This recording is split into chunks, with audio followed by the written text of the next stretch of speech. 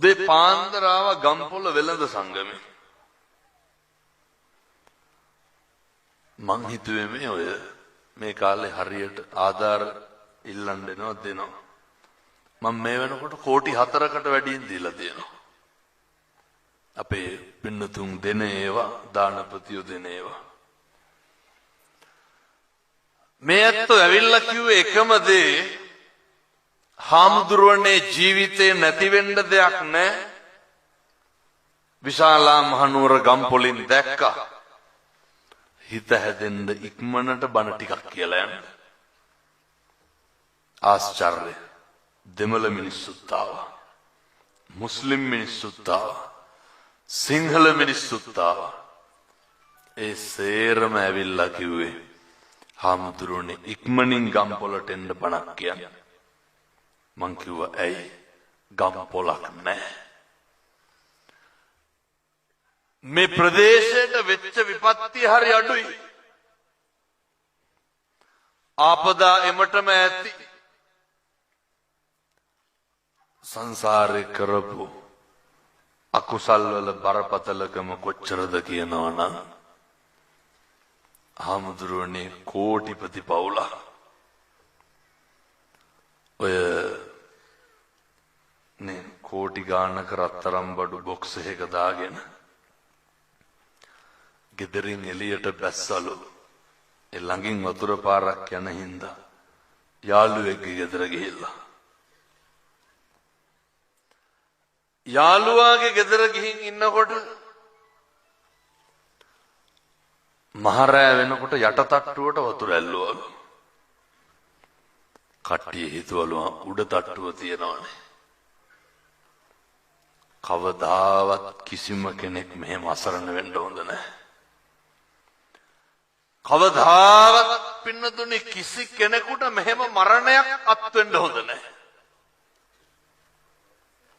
මම ඔය පින්නතුන්ගෙන් ඇහුවා කියනවා හාමුදුරුවනේ යට තට්ටුවට වතුර පිරිච්ච හින්දා වෙන්න කට්ටිය උඩ තට්ටුවට ගිහිල්ලා අර ඉලෙක්ට්‍රික් ගේට්ටු දොරවන්නේ වැස්සට පස්සේ මොකද වුනේ? හාමුදුරුවනේ දොරවල් අරින්න බෑ, ගේට්ටු අරින්න බෑ, කරන්ට් එක ගියා. කඩන්නද? බහින්න බෑ, යට තට්ටුව පිරීලා ගහගෙන යනවා.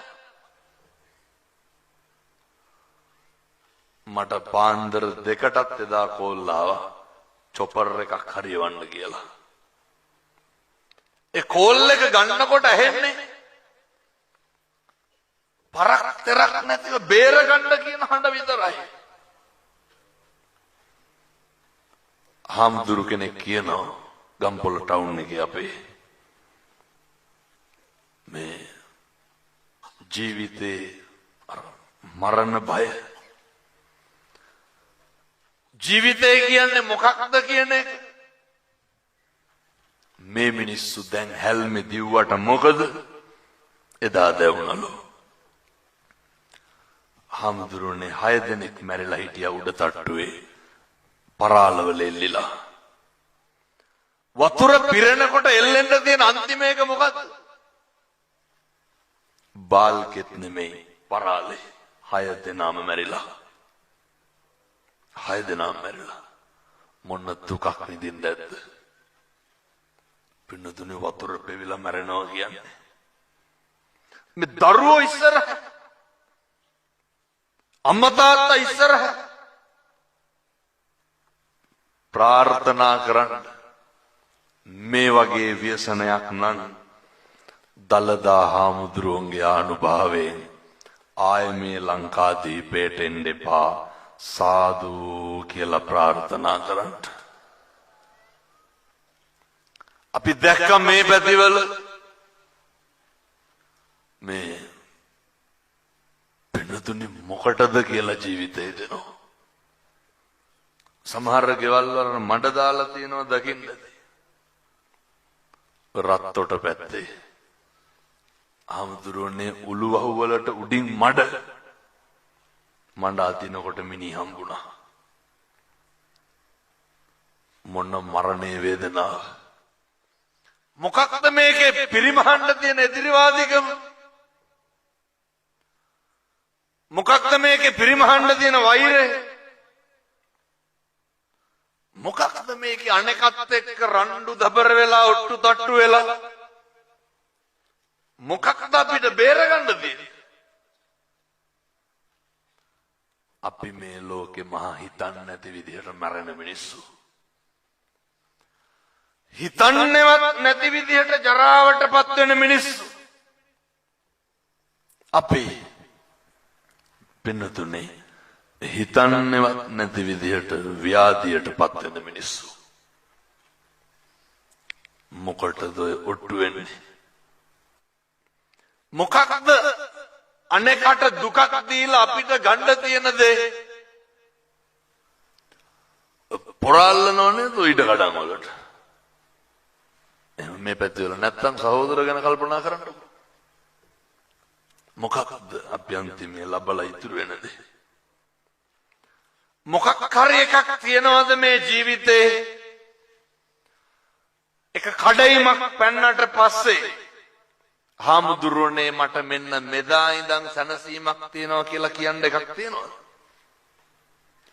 මේකේ පින්නතුනි තියෙන්නෙම පහුවෙන්න ඇදගෙන යන්න බර දැනෙනවා විතරයි.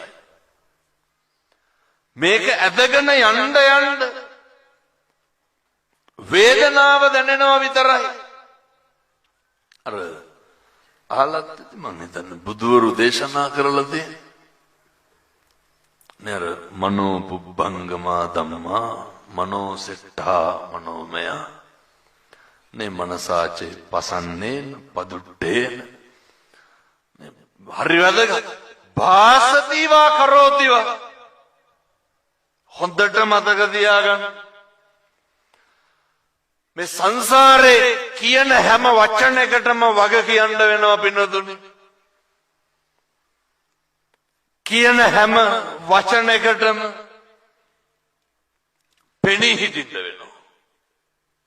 අපි කරන හැම දෙයකටම පෙනී හිටින්න වෙනවා. කොහොමද?